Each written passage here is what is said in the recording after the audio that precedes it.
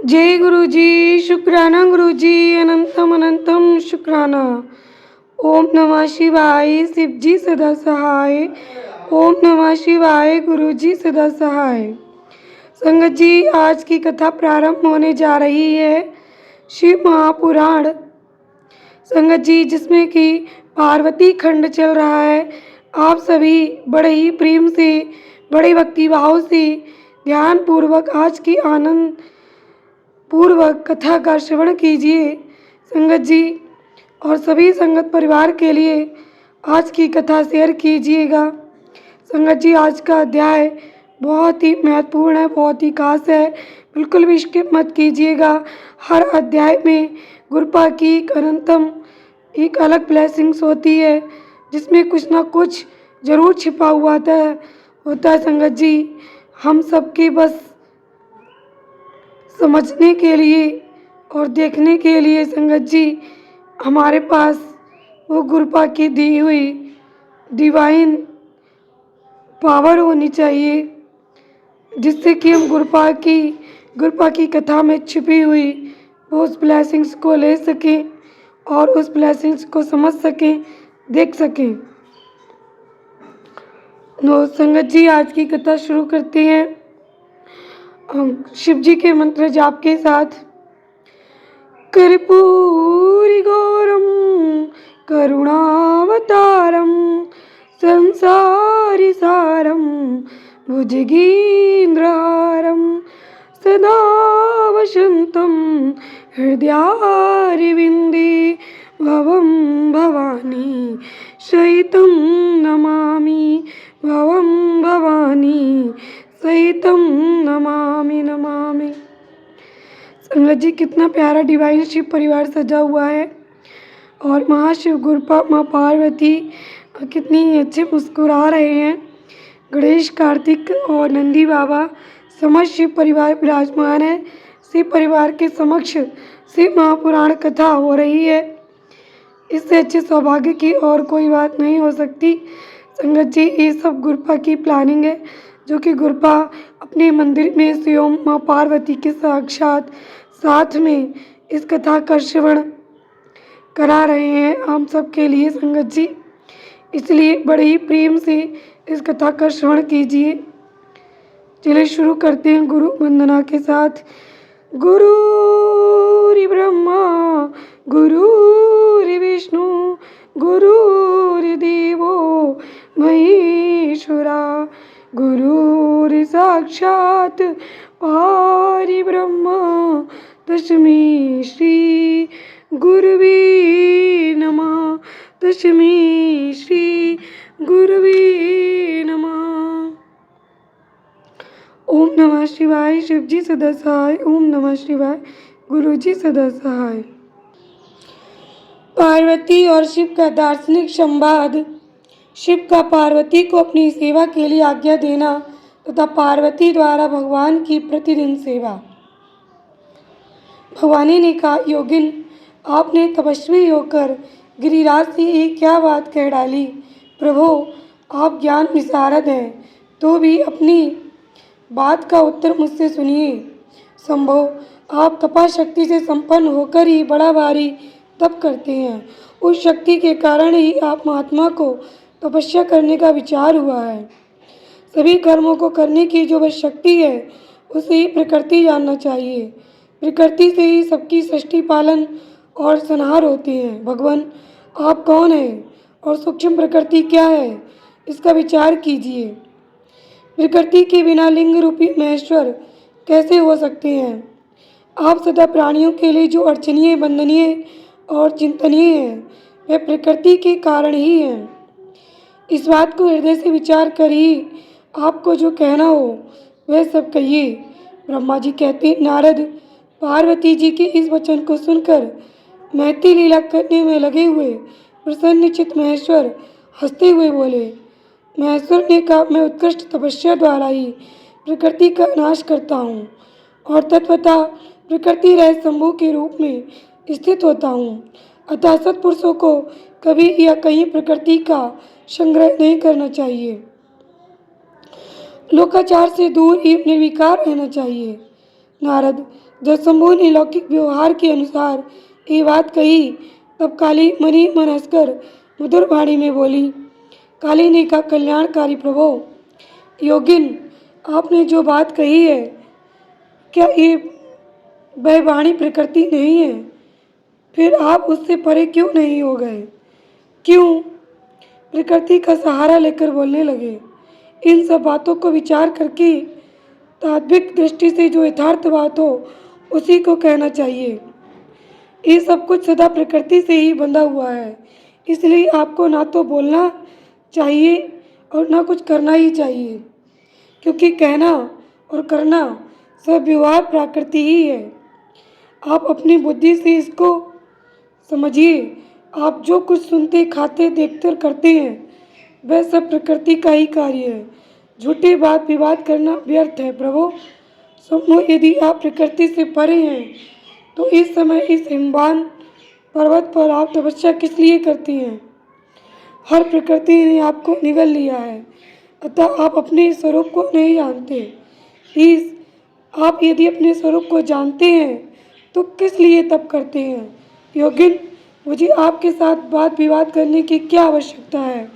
प्रत्यक्ष प्रमाण उपलब्ध होने पर विद्वान पुरुष अनुमान प्रमाण को नहीं मानते। जो कुछ प्राणियों की इंद्रियों का विषय होता है वह सब ज्ञानी पुरुषों को बुद्धि से विचार कर प्रकृति मानना चाहिए। योगीश्वर, बहुत कहने से क्या लाभ? मेरी उत्तम बात सुनिए। मैं प्रकृति हूँ, आप पुरुष हैं। ये सत्य है, सत्य है, इसमें संशय नहीं है। मेरे अनुग्रह से ही आप सगुण और साकार माने गए हैं। मेरे बिना तो आप निरीह हैं, कुछ भी नहीं कर सकते हैं। आप जितेंद्रिय होने पर भी प्रकृति के अधीन हो सदा नाना प्रकार के कर्म करते रहते हैं।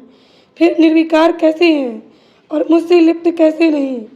शंकर, यदि आप प्रकृति से परे हैं और यदि आपका ये कथन सत्य है तो आपको मेरे समीप रहने पर भी डरना नहीं चाहिए। ब्रह्मा जी कहते हैं, पार्वती का ये सांख्य शास्त्र के अनुसार कहा हुआ वचन सुनकर भगवान शिव वेदांत मत में स्थित तो उनसे यूँ बोले। शिव ने कहा, सुंदर भाषण वाली गिरिजी, यदि तुम सांख्य मत को धारण करके ऐसी बात कहती हो तो प्रतिदिन मेरी सेवा करो, परंतु वह सेवा शास्त्र निषिद्ध नहीं होनी चाहिए। गिरिजा से ऐसा कहकर भक्तों पर अनुग्रह और उनका मनोरंजन करने वाले भगवान शिव ईमान से बोले। शिव ने कहा, गिरिराज, मैं यही तुम्हारे अत्यंत रमणीय श्रेष्ठ शिखर की भूमि पर उत्तम तपस्या तथा अपने आनंद में परमात्म स्वरूप का विचार करता हुआ विचरूंगा। पर्वतराज, आप मुझे यहाँ तपस्या करने की अनुमति दें। आपकी अनुज्ञा के बिना कोई तप नहीं किया जा सकता। देवाधिदेव शूलधारी भगवान शिव का एक कथन सुनकर हिमान ने उन्हें प्रणाम करके कहा, महादेव, देवता, असुर और मनुष्य सहित संपूर्ण जगत तो आपका ही है। मैं तुच्छ होकर आपसे क्या कहूँ? ब्रह्मा जी कहते, नारद, गिरिराज हिमान के ऐसा कहने पर लोक कल्याणकारी भगवान शंकर हंस पड़े और आदरपूर्वक उनसे बोले, अब तुम जाओ। शंकर की आज्ञा पाकर हिमान अपने घर लौट गए। वे गिरिजा के साथ प्रतिदिन उनके दर्शन के लिए आते थे।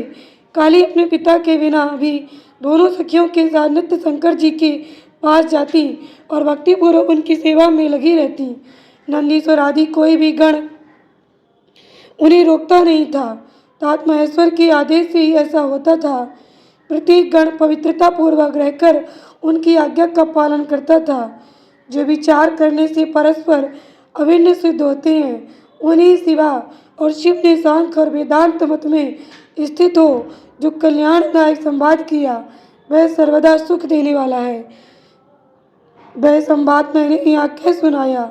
इंद्रियातीत भगवान शंकर ने गिरिराज के कहने से उनका गौरव मानकर उनकी पुत्री को अपने पास रहकर सेवा करने के लिए स्वीकार कर लिया।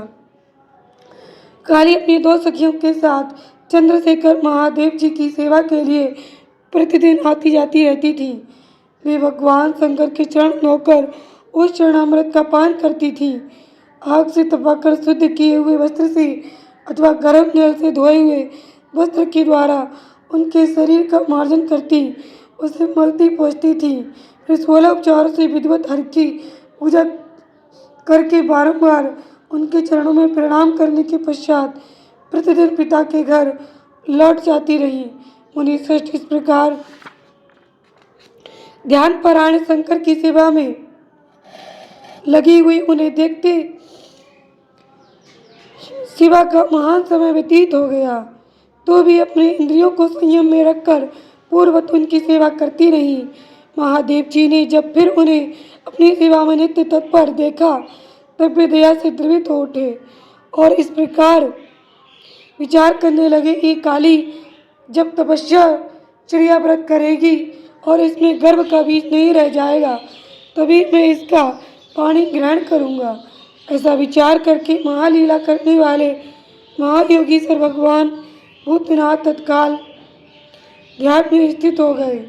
मुने परमात्मा शिव जब ध्यान में लग गए, तब उनके हृदय में दूसरी कोई चिंता नहीं रह गई। काली प्रतिदिन महात्मा शिव के रूप का निरंतर चिंतन करती हुई उत्तम भक्ति भाव से उनकी सेवा में लगी रहीं। ध्यान परायण भगवान हर शुद्ध भाव से वहाँ रहती हुई काली को नित्य देखते थे, फिर भी पूर्व चिंता को बुलाकर उन्हें देखते हुए भी नहीं देखते थे। इसी बीच में इंद्र आदि देवताओं तथा मुनियों ने ब्रह्मा जी की आज्ञा से कामदेव को वहाँ आदरपूर्वक भेजा। वे काम की प्रेरणा से काली का रुद्र के साथ संयोग कराना चाहते थे। उनके ऐसा करने में कारण ये था कि महापराक्रमी तारकासुर से वे बहुत पीड़ित थे और शंकर जी से किसी महान बलवान पुत्र की उत्पत्ति चाहते थे। काम ने अपने वहाँ पहुँचकर अपने सब उपायों का प्रयोग किया, परंतु महादेव जी के मन में तनिक भी क्षोभ नहीं हुआ। उल्टे उन्होंने कामदेव को जलाकर भस्म कर दिया। मुने तब सती पार्वती ने भी गर्भ रहे तो उनकी आज्ञा से बहुत बड़ी तपस्या करके शिव को पति रूप में प्राप्त किया। फिर वे पार्वती और परमेश्वर परस्पर अत्यंत प्रेम से और प्रसन्नतापूर्वक रहने लगे। उन दोनों ने परोपकार में तत्पर रहकर देवताओं का महान कार्य सिद्ध किया। जय गुरु जी। शुक्राना गुरु जी। अनंतम अनंतम शुक्राना। ओम नमः शिवाय। शिव जी सदा सहाय। ओम नमः शिवाय। गुरु जी सदा सहाय। संगत जी, आज का अध्याय यहीं पर संपूर्ण हुआ। आप सभी का परिवार सदस्य सुखी समृद्ध रहे। उमा महेश्वर की कृपा, गुरुपा की डिवाइन ब्लेसिंग्स आप आपके बच्चों पर, आपके परिवार पर सदैव बनी रहे। जय गुरु जी। शुक्राना गुरु जी। संगत जी, इस कथा को अधिक से अधिक लोगों तक शेयर कीजिएगा और संगत जी चैनल के लाइक की सब्सक्राइब कीजिए, बेल आइकन को प्रेस कीजिए। संगत जी, ये भगवान शिव का चैनल है शिवाशिव मोटिवेशन। संगत जी, इसके लिए अधिक से अधिक अपना प्यार दीजिए।